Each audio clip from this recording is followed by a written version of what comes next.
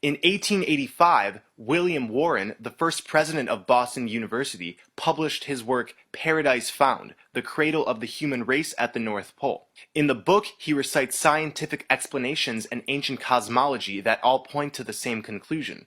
Paradise is located at the North Pole. Warren points to the Garden of Eden at the North Pole, as well as Atlantis, Mount Meru, Avalon, and Hyperborea. Hyperborea, the ancient Greek paradise, broken down means beyond the aurora borealis.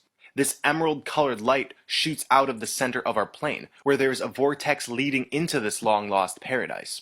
In his book, Warren mentions the night skies of Eden, showing an early depiction of the aurora borealis. And over the years, many have suggested that Hyperborea was the original Garden of Eden. So Hyperborea, Eden, Avalon, Agartha, Shambhala, these are all different names that have been given over the years to the same paradise. Warren calls the North Pole the navel of the Earth, and like I've been saying, all compasses point north to this paradise, urging us to come pass into Earth's center, Earth's navel. He discusses the tree of life and its relation to this paradise. According to Genesis, at the center of the Garden of Eden stood a majestic tree. Its fruit was good for food. It was pleasant to the eyes, a tree to be desired. Similarly, many ancient cultures associated a tree of life, or world tree, with the center of the world, locating this tree at the true North Pole. The world tree is typically said to be a massive tree, extending high above the clouds with its roots deep in the underworld. We have Valagfa in Hungarian mythology, Yggdrasil in Norse mythology, the Ashvatha in Hindu mythology, the Qianmu in Chinese mythology, the Mayan world tree, and there's many more. Warren writes, "Where stood this tree was at once the source of all other trees, and the giver of immortality." Through the center vortex is paradise. It's the holy grail in which when we drink from, we achieve everlasting life. Like Warren says, immortality. The world tree was real. Its roots extended up from the underbelly of our flat Earth, and this organism spread out across our plane. This was an interconnected organism made up of giant trees. Most of what we call mountains and plateaus are the stumps of these trees. They, along with the tree of life, were cut down. And this truth is revealed to us in James Cameron's Avatar. The main tree of souls is said to be the closest connection to Eywa.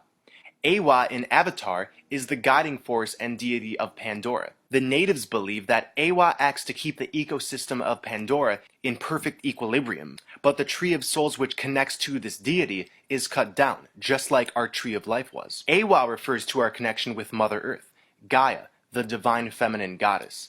This is clear because Eywa comes from the Celtic word Dewa, meaning goddess. Once the tree of life and the other interconnected trees were cut down, our connection to this goddess diminished, and the spiritual and physical equilibrium of this plane drastically shifted.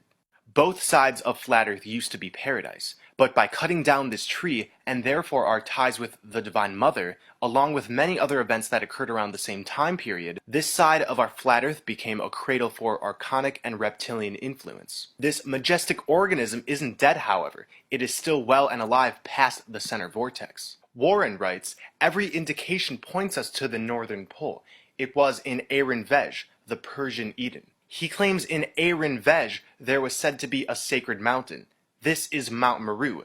Like I said, mountains are giant tree stumps, so Mount Meru, the magnetic mountain which is depicted all throughout ancient cosmology, is actually what's left of the Tree of Life. In this map made by the 14th century explorer Gerhard Mercator, there is an iron mountain at the middle called Mount Rups Nigra, at the North Pole, with 4 rivers extending outwards. The tides on flat Earth are not caused by the moon, but by these 4 rivers that diverge from Mount Meru. They breathe in and out, causing the tides. Eden was also said to have 4 rivers, and a river went out of Eden to water the garden, and from thence it was parted, and became 4 heads. Mercator described the island in a 1577 letter to John Dee. In the midst of the 4 countries is a whirlpool, in which there empty these 4 indrawing seas which divide the north. Right under the pole there lies a bare rock in the midst of the sea.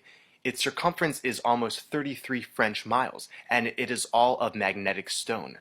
In his 1904 Manual of Tides, Dr. Roland A. Harris gathered evidence from tidal patterns and sightings by Europeans and Inuit that all pointed to undiscovered lands near the pole. To Harris, the tides suggested that there was a hidden mechanism at the North Pole that influenced the tides. This mechanism is the Four Rivers. So Warren talks about the Persian Chinvat Bridge being situated near Mount Meru by Aaron Vej, the Persian Eden.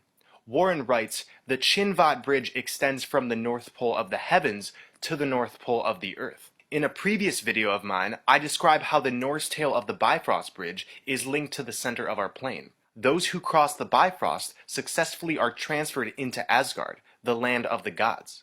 William Warren at the end of the book concludes long lost Eden is found, but its gates are barred against us. Now, as at the beginning of our exile, a sword turns every way to keep the way of the tree of life. Similarly, the story of the Bifrost Bridge speaks of Heimdallr. Heimdallr is the watchman of the gods, and he sits on the edge of heaven to guard the Bifrost Bridge, determining who crosses to and from Asgard. We know this is talking about the center of our plane because Heimdallr is often connected to Yggdrasil. In the same vein, one of the etymologies of the Chinvat makes it the bridge of the judge. This tells us there is a spiritual filter in place at the center vortex, meaning only those who vibrate at frequencies of love and truth can pass through. And after being in this matrix of control for so long, we must signify to the universe that our intent is divine, and therefore our passing into Eden won't have negative repercussions. To activate our intent and align it with the vibrations of truth, we're engaging in blood over intent. We're spilling our blood over the intent to bring forth heaven on earth, and this will be the spiritual marker that allows us to pass into the Garden of Eden, past the flaming sword, so we may drink from the Holy Grail. For the life of the flesh is in the blood, and I have given it for you on the altar to make atonement for your souls, for it is the blood that makes atonement by the life. The Saturn moon matrix, the various frequencies that hit us at every angle, along with a lifetime of indoctrination, has attempted to keep us in confusion. Blood over intent is our final announcement to the universe that we refuse to be kept in bondage or play into any false realities. It both raises our awareness and reprograms this hologram. The 2012 movie Upside Down is an allegory for our displacement out of Eden.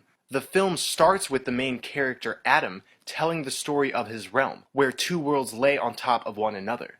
Two twin planets whirling together around one sun, but each with its own and opposite gravity. Now in our world, it's possible to fall up and to rise down.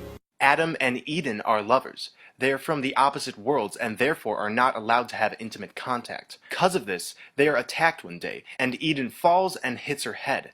Adam grows up and finally is reconnected with Eden, only to find out she's forgotten all about him. The accident caused her to have amnesia. But over the course of the movie, Eden starts remembering Adam, and the paradise that was found in their love is rekindled. At the end, the love between Eden and Adam create everlasting ripples in reality, and because of this, both worlds become a paradise where the prejudice and separation are dissolved.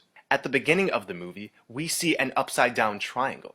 An upside-down triangle where the tip is pointing downwards symbolizes the female. When we bring the inverted triangle of the feminine together with the upright triangle of the masculine, we find balance. The upside-down triangle is pointing towards the source of the goddess, the black sun. The union between the masculine and feminine, as I've discussed in other videos, will reactivate our divinity. In the same vein, our union with the Garden of Eden will do the same, giving us everlasting life. The inverted triangle shows our flat, motionless plane on top, and it's all converging downwards, much like the singularity of a supposed black hole. I've said in other videos, black holes aren't in space. Space does not exist. It's a fabrication, along with our globe model, to ultimately hide the fountain of youth at the center.